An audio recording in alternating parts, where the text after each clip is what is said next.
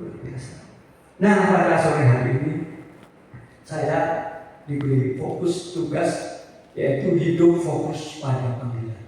Hidup fokus pada panggilan. Di sini ada kata fokus. Fokus itu gimana sih? Kalau sudah main kamera, tahu ya fokus gimana ya. Kalau tidak fokus, belum gitu ya, tidak jelas. Fokus pertama untuk memperjelas. Kedua adalah yang fokus apa? Tujuannya itu tujuan itu. Fokus pada misalnya, saya fokus pada Ibu Son. Ya udah fokus aja. Saya nggak peduli yang lain, saya fokus. Tidak peduli yang lain. Pada panggilan. Nah, di dalam 2 Timotius 2:3-6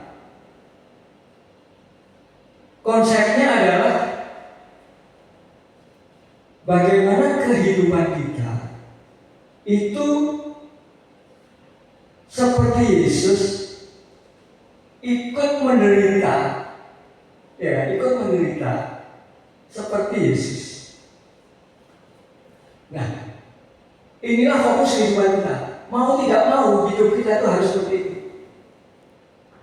Jadi salah kalau kemudian kita mengatakan aku ikut Yesus pasti hidup enak. Salah fokus, salah tujuan. Justru pada saat saya mengatakan saya akan ikut Yesus, tapi saya harus siap menderita. Luar biasa. Saat sekarang ini banyak sekali kejadian-kejadian yang mengingatkan kita penderitaan-penderitaan yang dialami oleh jemaat-jemaat di gereja mula-mula. Gereja mula-mula terjadi sedemikian rupa hebatnya penderitaan itu. Kalau yang dulu itu tidak terjadi, tidak akan terjadi sekarang ini seperti sekarang ini.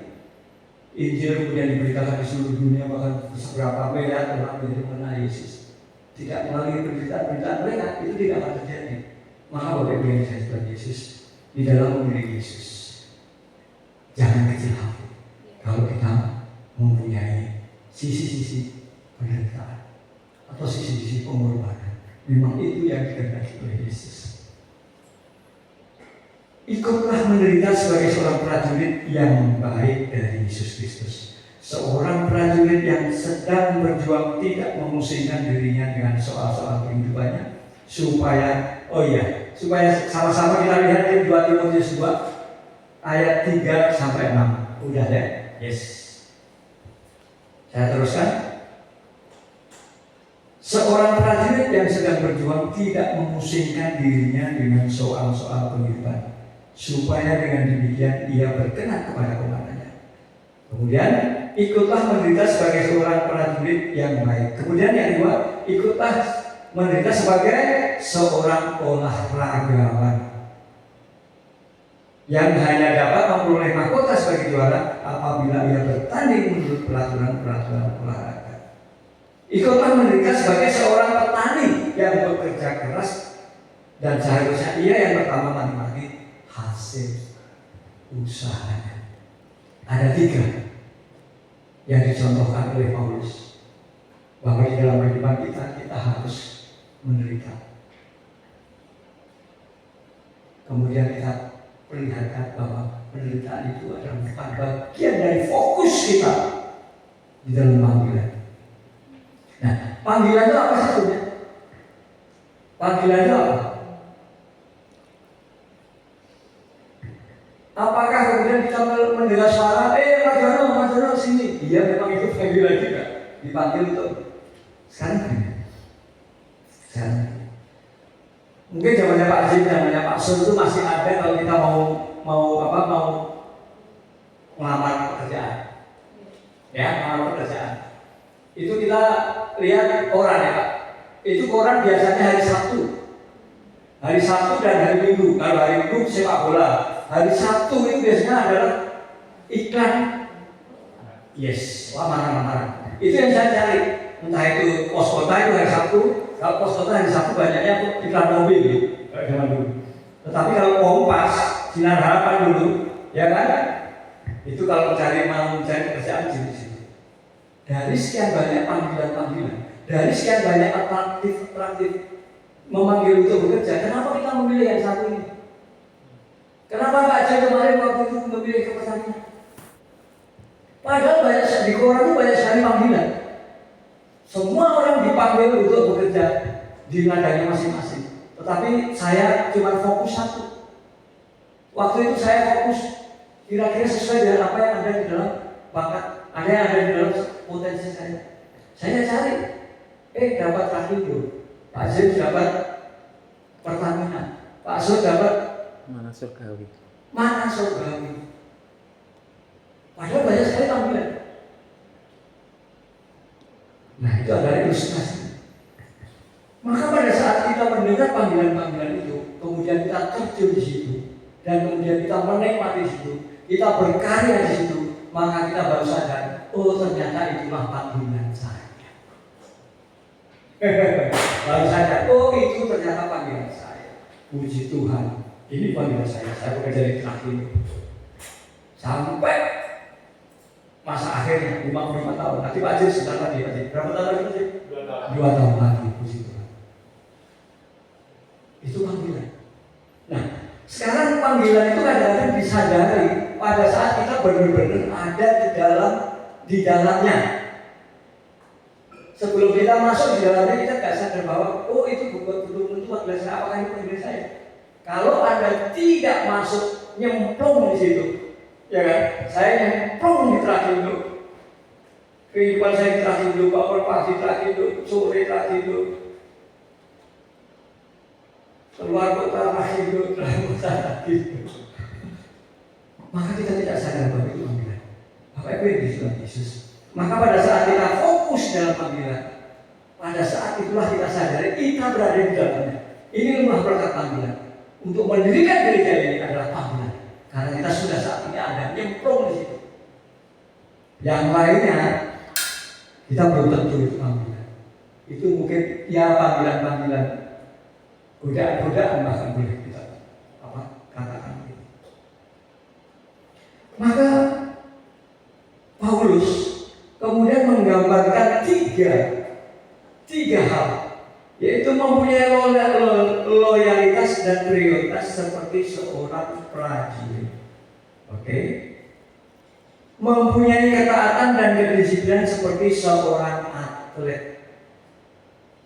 Mempunyai ketekunan dan kesabaran seperti seorang petani. Seorang prajurit, seorang atlet, seorang petani. Coba bayangkan. Ketiga-tiganya, ya, pada saat dia masuk, memasuki arena itu, petani, atlet, prajurit, itu apa yang dia bayangkan? Apa yang dia bayangkan sehingga aku mau masuk ke situ? Hasil, yes, akhir. Seorang prajurit, dia mau berkorban dirinya, dia mau dipanggil untuk menjadi prajurit karena dia membayangkan hasilnya menjadi jenderal misalnya, menjadi seorang prajurit, menjadi seorang perwira. Maka kemudian dia mau mengorbankan dirinya sebagai apa? Calon prajurit, ya enggak? Sebagai calon prajurit di situ, sebagai prajurit, sebagai kopral, sebagai waktu itu sebelum prajurit apa? Sebagai siswa. Apa yang dia harus kerjakan? Apapun yang diperintahkan oleh komandannya dia kerjakan.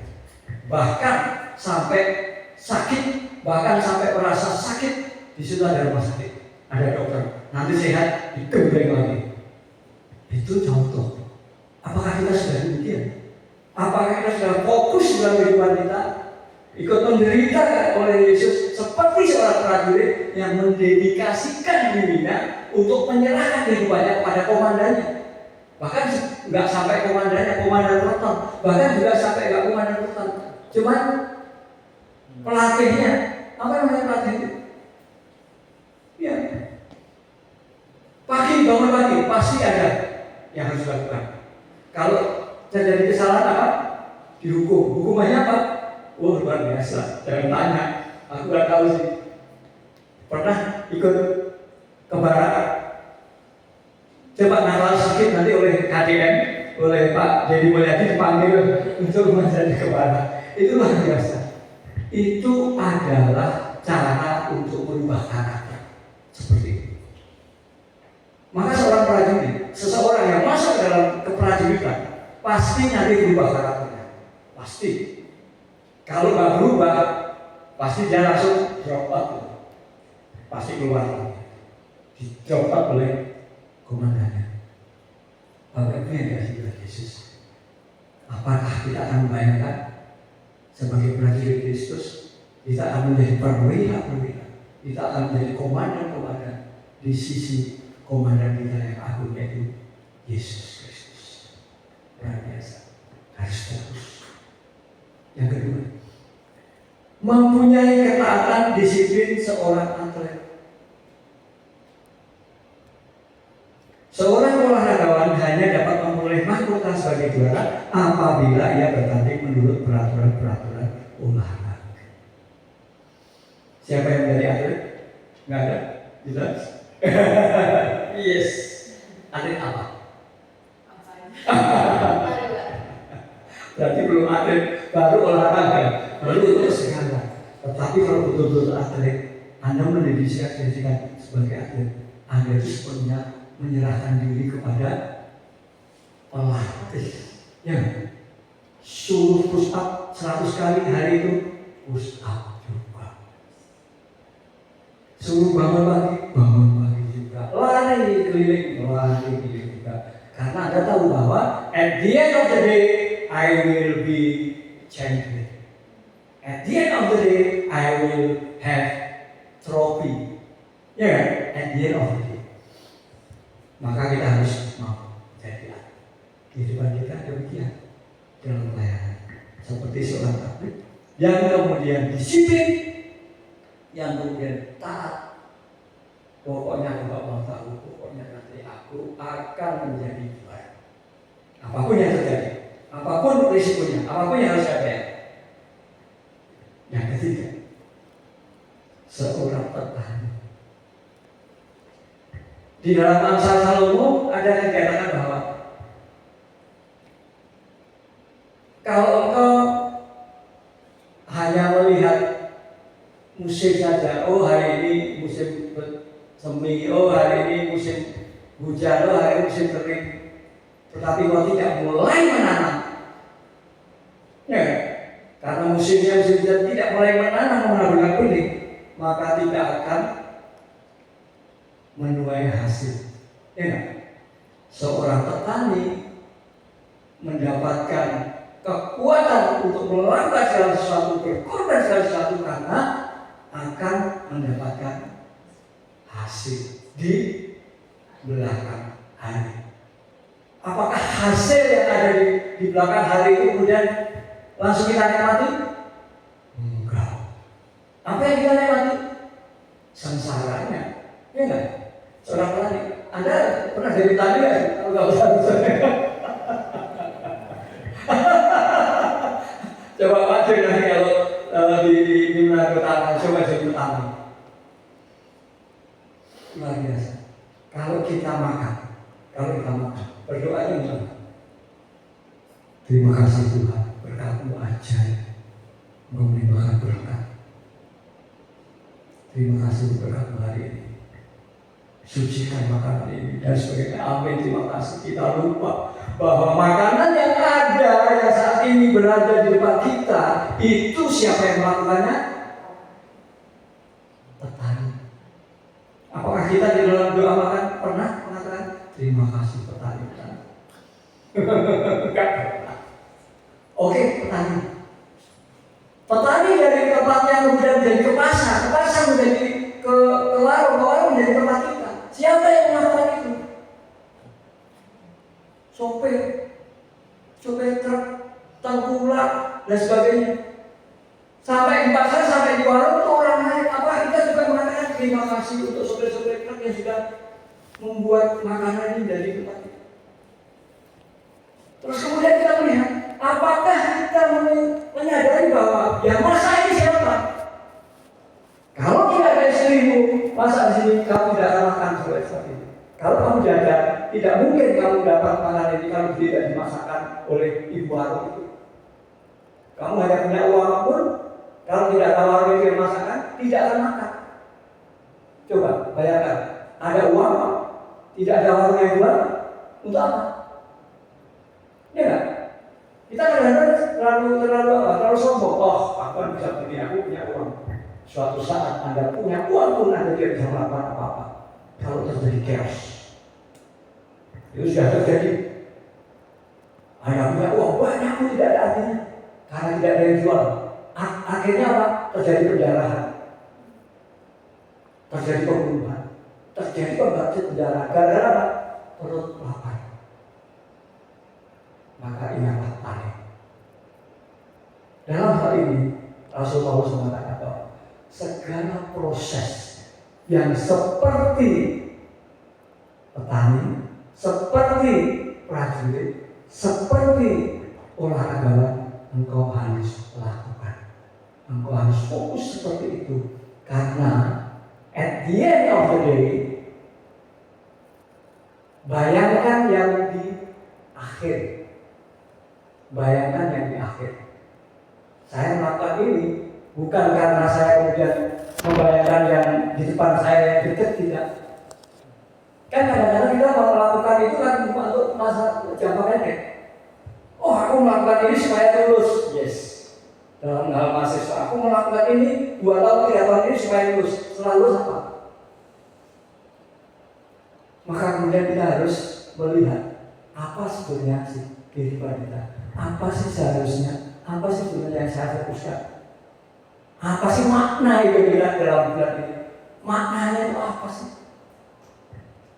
Maka pada saat belajar ini, kemudian kita melihat bahwa panggilan Tuhan itu ada 2. Panggilan pada saat kita hidup, panggilan di dunia ini, dan panggilan pasca dunia ini. Panggilan kehidupan, kemudian panggilan pasca kehidupan. Panggilan kehidupan harus selaras dengan panggilan pasca kehidupan. Itu masalahnya. Bukan berdiri sendiri. Panggilan kehidupan ini adalah panggilan yang harus dilakukan menuju kepada panggilan pasca kehidupan. Nah, inilah fokusnya di situ.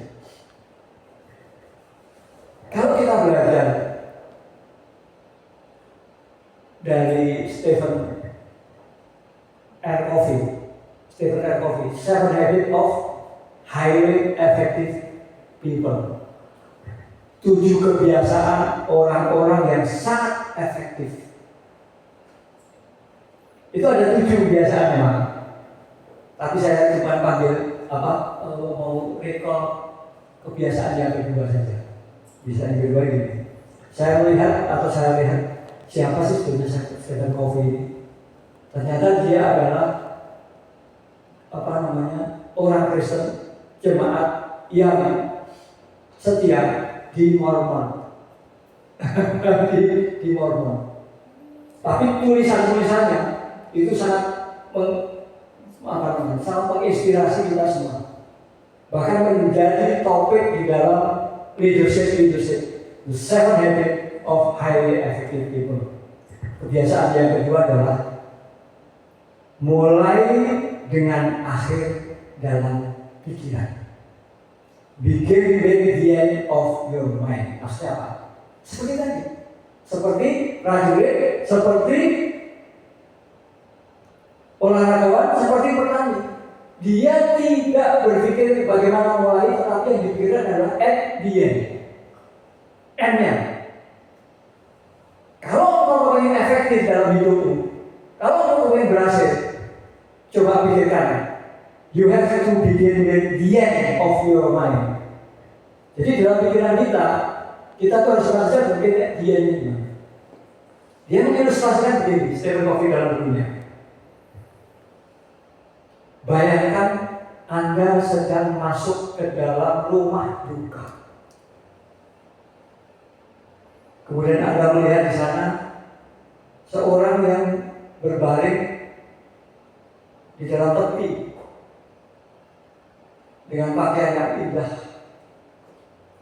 Di kiri kanan ada keluarga, di sekelilingnya ada bunga-bunga. Di tempat-tempat yang lain banyak orang-orang datang. Semua pada berdoa, semua pada nangis, semua pada menyesal. Bukan menyesalnya, semua pada sedih karena ditinggalkan orang itu. Luar biasa. Coba sekarang bayangkan, yang ada di peti mati itu adalah Anda. Apa yang kemudian Anda inginkan dari seorang peti, seorang yang ada di peti mati itu? Apakah Anda menginginkan banyak kesaksian tentang dirimu di dalam kehidupan? Karena pada masa mudamu, pada masa hidupmu, engkau berkarya luar biasa kepada orang-orang. Di situ dikelilingi oleh orang-orang yang bersedih. Di situ dikelilingi oleh orang-orang yang bersaksi bahwa yang meninggal ini luar biasa, saya kehilangan. Apakah engkau menginginkan itu di dalam peti mati nanti? Maka mulailah sekarang lakukan itu. Maka yang disebut oleh Stephen Covey apa? Begin at the end of your mind. Fokus di dalam panggilan, fokus di dalam kehidupan kita. Nanti kalau akan terbujur di situ, akan menyaksikan orang, menangis menyaksikan orang. Oh, Pak Marjono luar biasa baik, aku ditolong dan sebagainya. Bukan malah justru yang sebaliknya. Di tempat parkiran sana, di pojokan sana ada orang mengatakan, biarlah ada syukur Pak Marjono meninggal di situ. Syukurin aja, aku senang dia mati. Apakah itu yang akan kita inginkan? Maka Stephen Covey mengatakan, bayangkan itu. Maka engkau harus mulai berpikir at the end of your life, then you do your life now. Jadi apa yang kau lakukan ini adalah bayang-bayang atas apa yang akan kita dapatkan. Itu yang dilakukan oleh prajurit, itu yang dilakukan oleh petani, itu yang dilakukan oleh perantauan. Semuanya mereka berpikir at the end of my life. Maka Bapak Ibu yang dikasihi Yesus, luar biasa. Tema ini luar biasa. Sorry maksud. Tema ini kemudian saya menjadikan saya khotbahkan di SD Skriptura. Saya begitu dapat tema ini, saya langsung siapkan ini maksud. Cepat-cepat saya siapkan. Begitu ada ibadah dosen, pas saya waktu itu dikasih kesempatan ini kita akan bilang. Kemudian setelah itu terjadi diskusi dan sebagainya, dan saya sangat menikmati. Pada saat ada terjadi diskusi dan sebagainya di SMP Skriptura, itu yang saya nikmati. Luar biasa. Sorry Pak, saya ambil untuk khotbah Skriptura duluan. Maka Bapak Ibu yang saya dikasih Tuhan Yesus, saya merasa terberkati. Thank you Pak. Saya ini kalau sudah persiapan, saya itu nggak sabaran untuk cepat-cepat berdiri di sini. Iya benar. Untuk waktu itu memang betul-betul sorry ya. Waktu itu saya diingatkan oleh Ibu Kepala, Pak Marjono tanggal 24 kan masih Pentakosta dan sebagainya. Bisa nggak di switch? Dan saya tidak masuk. Oh bisa Pak. Tapi setelah itu masuk kapan? Cepet. Apalagi begitu bangun pagi, oh ya nanti jawab. Jangan khawatir Pak. Kalau sudah begitu, saya tidak akan lupa. Kalau saya diingetin, saya nggak tahan. Saya nggak sabar untuk berdiri di sini, untuk berbicara kepada orang-orang ini. Luar biasa, menjadi berkat bagi saya. Sebelum menjadi berkat bagi Anda, sudah menjadi berkat bagi saya. Luar biasa. Ini firman yang luar biasa. Yang perlu pernah saya pelajari, yang perlu pernah saya juga firmankan, belum pernah. Baru sekali ini, dan saya merasa berberkati. Kalau saat ini Anda merasa berberkati, puji Tuhan. Luar biasa. Jadi pesan yang luar biasa yang oleh Rasul Paulus. Masih berapa menit Pak Sur? Jam berapa Pak Sur? Di sini memang nggak ada jam. Sengaja kita lupa waktu. Nggak masalah kan? Saya akan kasih ilustrasi. Tadi saya katakan saya kerja di Trakindo. Oke? Pada saat saya masuk Trakindo, itu saya masuk melalui program executive training. Kalau di Citibank itu manajemen training. Jadi seorang trainee sedang masuk itu adalah bakal calon manajer, calon pimpinan. Oke. Minggu pertama saya masuk itu sebetulnya dalam 1 tahun itu programnya. Jadi nanti training di kelas, on the job training di saya. Training 1 tahun itu Pak, makan gaji buta. Cuma di training aja dikasih gaji. Sudah dikasih makan terus. Pada saat minggu pertama yang memberikan training kepada saya adalah pemilik Trakindo yang namanya Bapak Hamami. Yang tahun berapa itu menjadi orang terkaya di nomor 17 atau berapa? Trakindo Group Hamami. Pada saat dia memberikan training, bukan training sih, itu harus semacam pembekalan. Dia katakan, saya adalah perwira menengah angkatan laut. Waktu itu saya mayor. Cukup dulu. Itu akhir daripada kehidupan dia adalah Letnan Kolonel atau mayor Pak. Tapi pada saat dia itu bekerja di angkatan laut, ada seorang komandannya yang bernama Laksamana John Lee. Itu orang Manado itu. Dia menjadi salah satu orang yang menjadi salah satu pahlawan nasional. Satu-satunya itu Laksamana John Lee. Pada suatu saat John Lee itu menjadi komandannya Pak Hamami ini, pemilik Trakindo, orang terkaya nomor 17 waktu itu. Sekarang tahu. Pada saat dia bercakap-cakap secara pribadi, dia bertanya kepada John Lee, komandan, apa sih sebetulnya makna kehidupan Anda? Maaf, komandan. Apa sih sebetulnya maksud kehidupan Anda? Ini pada saat itu Pak Hamami mengatakan, John Lee apa yang dikatakan? Apa yang John Lee katakan? Hanya untuk kerajaan surga. Dia adalah orang Islam. Ya, Ahmad Hamami adalah anaknya Dr. Hamami, orang Sukabumi. Memang Dr. Hamami itu orang dokter yang nggak mau dibayar, luar biasa kekayaannya. Ini anaknya namanya Ahmad Hamami. Jadi surprise. Disitulah dia kemudian mengerti, mendengar kata-kata kerajaan Allah. Bingung loh dia, maksudnya apa ini? Hidup itu apa? Untuk kerajaan Allah. Dia simpan kata-kata itu. Dia tidak pernah melupakan. Sampai dia mau kemudian Pak Hamami ini kemudian membuat buku berjudul Make It Happen. Dan di Make It Happen itu ada kata-kata itu, ada kesaksian itu. Dan itu sebelum bikin buku itu kita sudah diajarkan pada saat saya menjadi eksekutif. Kenapa saya bisa memiliki Trakindo seperti ini? Karena saya mendengar kesaksian John Lee katakan, untuk apa? Untuk kerajaan Allah. Dia tidak mengerti. Dia simpan. Suatu saat berapa tahun kemudian John Lee meninggal. Maka sudah barang tentu seorang prajurit dimanapun dia berada berusaha untuk datang ke tempat John Lee meninggal. Di rumah duka dia melihat begitu banyak orang-orang yang datang dari angkatan laut, dari kepolisian, dari semua. Tetapi di luar daripada itu banyak tukang-tukang becak datang di situ. Tukang pembersih sampah ada di situ. Semua orang-orang yang kemudian orang-orang rendahan ada di situ. Sepanjang jalannya penuh. Kemudian Pak Abu mengatakan, kenapa kamu ada di sini? Itu Laksamana John Lee itu luar biasa. Saya sudah dihidupi olehnya. Kemudian Pak Abu mengatakan, oh itu maksudnya kerajaan Allah. Sesuai dengan apa yang dikatakan oleh Stephen M. Covey. Apa yang kau bayangkan pada saat kau mati di situ? Apa yang kau bayangkan? Apakah orang bersyukur karena mati?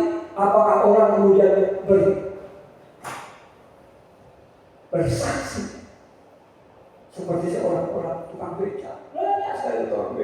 Dulu kan banyak becak kan. Jadi tukang becak itu bukan hanya tukangnya, becaknya ngantrinya sepanjang jalan itu banyak becak. Sampai bingung Bang, ini becak kok banyak sekali itu apa? Ternyata yang di situ ada tukang becak. Tukang becaknya tidak meninggalkan becaknya, tapi ikut di situ. Kemudian kami mengatakan, oh ini itu kerajaan surga. Apa yang dikasih Tuhan Yesus? Puji Tuhan. Kalau saat ini Paulus mengingatkan kita, supaya kita tetap seperti seorang prajurit, seperti seorang orang seperti orang petani, bahwa kita yang hidupnya adalah fokus kita tidak sekedar fokus di dalam kehidupan dunia, tetapi fokus kita adalah when we die. Luar biasa firman ini. Mudah-mudahan menguatkan hati kita untuk mengisi kehidupan kita. Jangan kecewa, jangan sekecil hati. Orang-orang itu mengecewakan kita, orang-orang itu membuat hati kita kecil. Tetapi Tuhan yang membuat hati kita besar. Tuhan yang membuat kita menjadi bangga. So, jangan melihat orang lain, lihatlah Tuhan. Amin. Terima kasih. Mari kita berdoa.